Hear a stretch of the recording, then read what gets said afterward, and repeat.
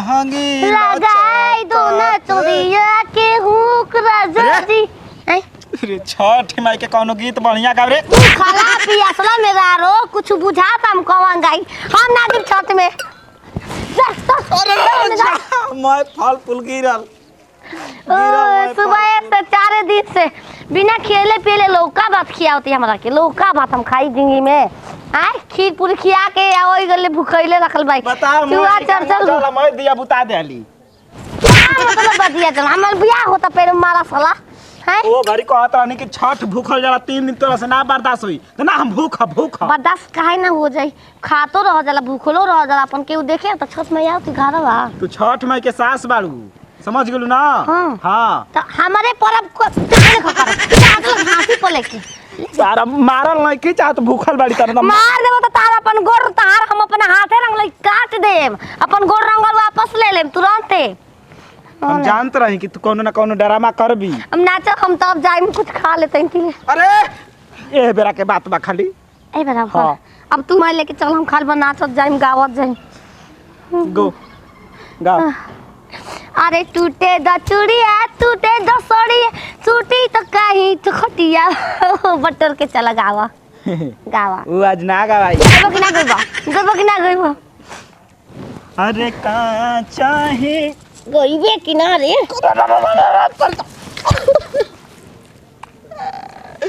ना गबो तो हम जाइम नहीं है जइबो ना करब घरे चल जाता ये के। अरे गइबा घाट पे पहुंच गेल बढ़िया हमने घर छात होता आया प्रसादी मेरी। ए भैया सब कोई घाट पर बात तो है ना जे नौटंकी लगले बढ़ जा चाहो ते प्रमोद के गाना गाते गा दो तो मारो तो है कर सामने इज्जत चल जाता है। कांचा ही बांस के गाते ना ना चोली लावा वो हम ना संग खा लेते। अरे खा ले वो ऊख ले लही नहीं खा जाओ ऊख ले के गइल भैया गावा गावा गावा गावा गावा गावा।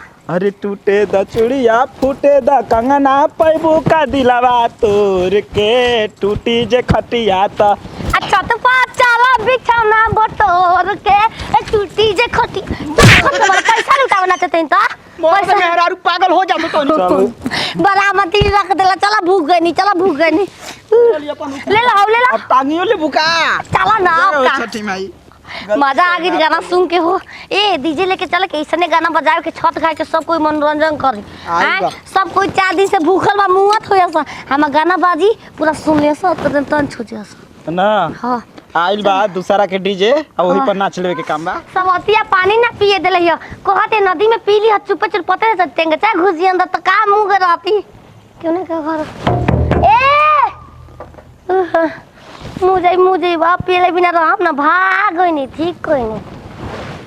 ए तो जल्दी आओ हो बुआ तारी केवन रे ओ मारा का रे कहां पानी में प्यास लागल बा। पानी में प्यास चलो थमा करी हम के कोनो भिख मांगा गेलो सन पानी तो देखो हम बरती है तारा पदम आशीर्वाद में मिली छठ माई में होई तू छठ में खलू हां तभी पानी पीबू ओ हमार लड़का पी प्यास कहो बता ना दी अभी तो दूसर का और बीत बिना तब दा हो सो पार दे बाबे जाओ छठ में गलती से सब माफ करियो पियास दिन पानी ले ओ चूहा कुदता देते दूर ना तू आ कोनी है कि भूखा रहू तो नदी में नहा के डुबकी मार के ना पी ले तू आय पी ले अरे दादी वो का तो भूखल बाड़ू ला मैं नाच कर देलू ना न लेनी की भूखल का बने उताओ खाना कोनो खदाई पानी मने भूखल हो जाला। ए मर्द तू कैसा ना दिन बाड़ा हो हां जानता के हमर मेहरारू छठ भूखल बिया पानी मंगल से तो दे देला।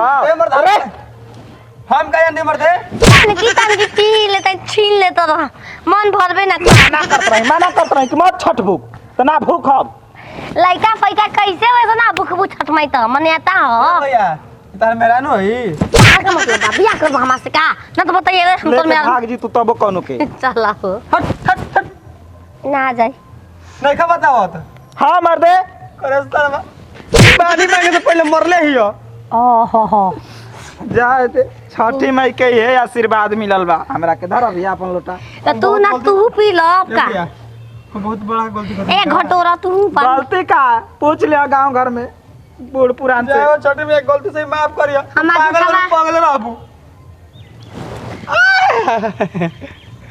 तारीफ। चलो चल चल चल। आओ आओ राणो, मार पे लोटा से तक मर जाई। आओ आज तेरे मोटा के पानी में अंदर तारी। चला। अयो मैया, अरे अयो दैया, अरे अरे अरे अब हम ना जाइबो, हम पूरा भूख में बानी। बैठ बैठ बैठ। सेवा दहो, सेवा सेवा हो। सेवा मैं नदी में फेंक देलू अब फल खीस में रही तो का करी? तो अब का खाइबू? हमार खीस के मारे बोली नहीं खे निकलत, केतना गुंग सदले बारी, अब हम का कही? तार ऐसा खीस हो गइल बा ना। देख बकुला पापा से कह हम तोरा ऐसा दामाद कबो खोजे ना तो हम मुँह दे बाबा फिर जन्म ले बात तोरा से बियाह ना करब, सफा बात बा।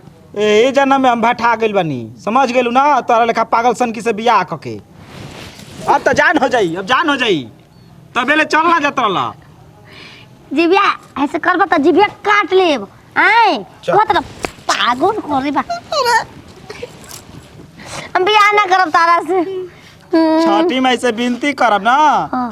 कि तोर पागलपन ठीक हो जाओ। हाँ। आ ना तो हमारे संगवे छोड़ के चल साल जा। बाजा करके देखियो 4 दिन भूखब छठ। ओ साल से का हो गइल, इन साल से का मतलब बा? ओ साल फिर बतल ना बा अपन अपन कैला के बा। खड़ा हो खड़ा हो। तारा खातिर रोजे छठ बा। अयो मैया चलो खत्म मेरा। ओ साल भूखल जाए तो 8 साल जाए तो माफ कर दो। माफ कर दो, अब छठी महीने माफ करिए कि हम कर